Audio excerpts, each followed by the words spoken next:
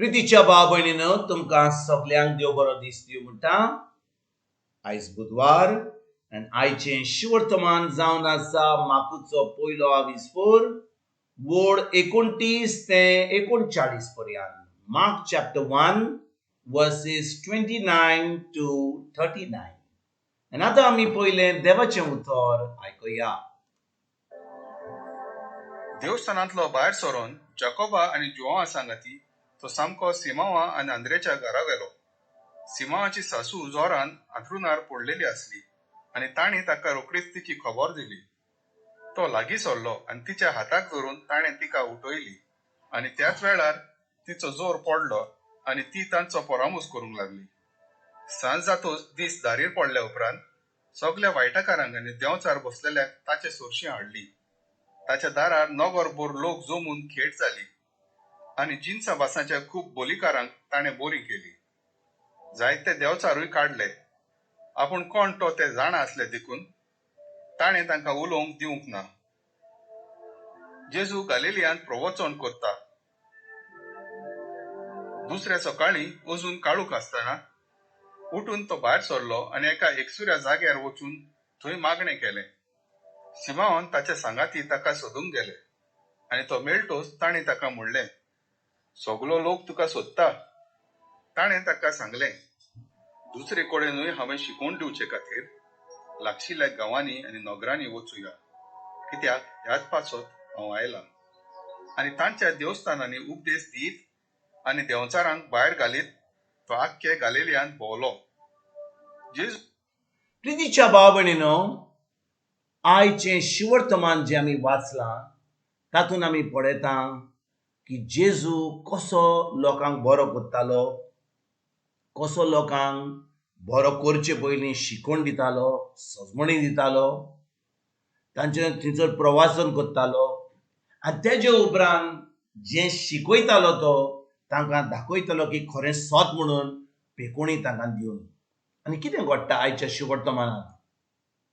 आख्या गालिलियांत जेजू प्रवासन करता आनी जेन्ना तो थंयसर प्रवासन करता लोक एकदम तांकां फायदो जाता, लोक तांकां शिकवण मेळटा आनी ते आतां जेजूक सोडूंक दिवंक सोदिना. ते थंयसर जेजूक धरूंक सोदतात. जेजू थंयसर शिकयतलो, तांकां पेकोणी दितलो, तांचे बरोबर रावतलो. पूण जेजू कितें करता? जेजू जेन्ना उठ्ठा त्या जाग्यार तो आपल्या बापा कडेन वता, मागणें करता आनी बाप म्हणटा थंयसर राव नाका, तूं उठ आनी आख्ख्या इस्रायली प्रजे कडेन थंयसर वचून तांकां शिकवण दी. आख्ख्या गालियांत वच आनी प्रवाचन कर. कित्याक जेजूक भाव भयणीनो देवान धाडलेलो, सगळींच्या बापान धाडलेलो सगल्या कडेन प्रवचन करपाक. आनी आयज भाव भयणीनो जेन्ना हें शिवर्तमान आमी वाचता हातून आमकां कळोन येता की जेजू आपल्या बापाची खोशी करतालो. कितले फाटी भाव भयणीनो आमी एका जाग्यार आसत जाल्यार आमी समजता की लोक आमकां वळखता, आमी थंयसर शिकवण दिता, थंयसर लोक आमकां आमी शिकवण दिता म्हणून आमी आतां लोकांक वळखता, लोक आमकां वळखता आनी आतां आमचें बरें सगळें जाता थंयसर. पूण भाव भयणीनो खरें म्हणल्यार जेन्ना आमी आमचो समज देवाशी घट दवरता, स्वर्गीचो बाब आनी पवित्र आत्म्या उदेशी आमकां दुसऱ्या दुसऱ्या जाग्या कडेन धाडटा. कित्याक? थंयसर भाव भयणीनो आमी देवाचें उतर परगट करपाक. म्हणटच भाव भयणीनो ज्या जाग्या कडेन लोकांक देवाच्या उतराची सजमणी ना, ज्या जाग्यार थंयसर लोक आसा की तांकां सत कितें तें नकळत फकत धर्म करतात, थंयसर आतां आमी वचोंक जाय आनी प्रवचन करूंक जाय, तांकां उतराची सजमणी दिवंक जाय. कितलो लोक ह्या संवसारांत आसा भाव भयणीनो जो फकत धर्म करता, सगळे देवस्पण करता, पूण उतराची सजमणी ना. आनी उतराची सजमणी ना म्हणून आतां भाव भयणीनो जेन्ना आमी देवाचें उतर शिकता, आमी देवाचें उतर पाळटा, आमचो समूह देवाशी घट आसता, आतां पवित्र आत्मो आमकां दुसऱ्या दुसऱ्या जाग्या कडेन धाडटा. कित्याक? ज्या भाशेन पवित्र आत्म्यान आनी सरीच्या बापान जेजूक दुसऱ्या दुसऱ्या जाग्या कडेन धाडलो, थंयसर प्रवचन करपाक, थंयसर मिलाग्री करपाक, लोकांक शिकवण दिवपाक, तांकां उतराची सजमणी दिवपाक, देवाच्या राजाची सजमणी दिवपाक, ते भाशेन भाव भयणीनो आयज आमी जेन्ना नव्या कराराची भुरगीं आहात, आमी म्हणटा आमी भावार्थी म्हणटा, आमी म्हणटा आमी क्रिस्तांव म्हणटा, आमी म्हणटा आमी खरेपणी जेजूचे पाटलावदार म्हणटा.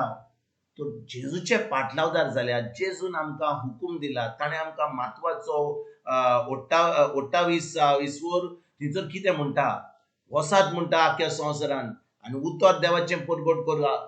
दुसऱ्यांक जे हांवें तुमकां शिकयलां ताका ती सजमणी दियात, सगल्यांक सांगात की कितलो देव तुमचो मोग करता. आनी तेज्या उपरांत तांकां ती सजमणी दिल्या उपरांत, तांकां आतां भावार्थी केल्या उपरांत, तांकां म्हजें शीस केल्या उपरांत आतां तांकां बातीस दिया बापाच्या आनी पुताच्या आनी पवित्र आत्म्याच्या नांवान.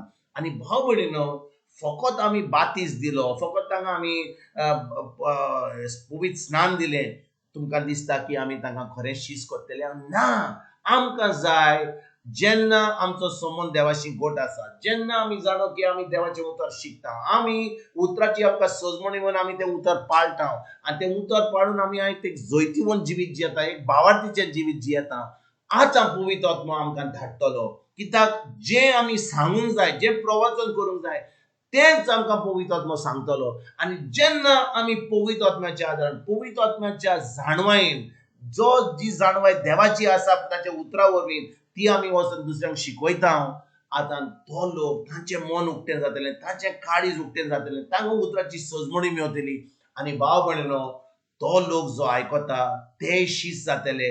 आनी हें काम जें जेजून केल्लें 2000 वर्सां पयलीं, ताणें आमकां सगल्यांक सोपयलां. जो आमी म्हणटा आमी भावार्थी म्हणटा, आमी क्रिस्तांव म्हणटा, कित्याक आमी वचूंक जाय आनी देवाचें उतर पाडूंक जाय, देवाचें उतर आमी दुसऱ्यांक परगट करूंक जाय.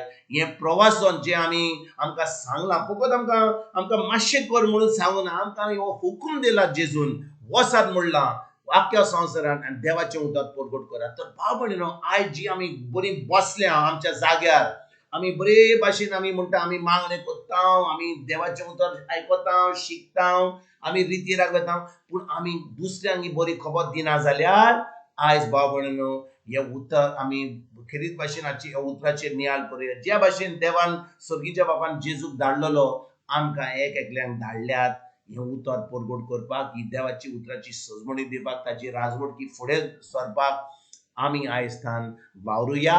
हें उतर जें आमी आयकता तें आमच्या उतराची सजमणी घेवन आमी दुसऱ्यांक ही बरी खबर दिवपाक आयजथान आमी सुरवात करुया. तुमकां तुमच्या फॅमिलीक एक बरो दीस आवडेता आनी परतून तुमचे कडेन उलोवपाक फाल्यां हाजीर जातलो. तुमकां सगल्यांक आमच्या सोरुंडरा जेजूची कृपा, आमच्या सर्गीच्या बापाचो मोग आनी पवित्र आत्म्याचो एकवट तुमकां आनी तुमच्या फॅमिलीक हांव आवडेता.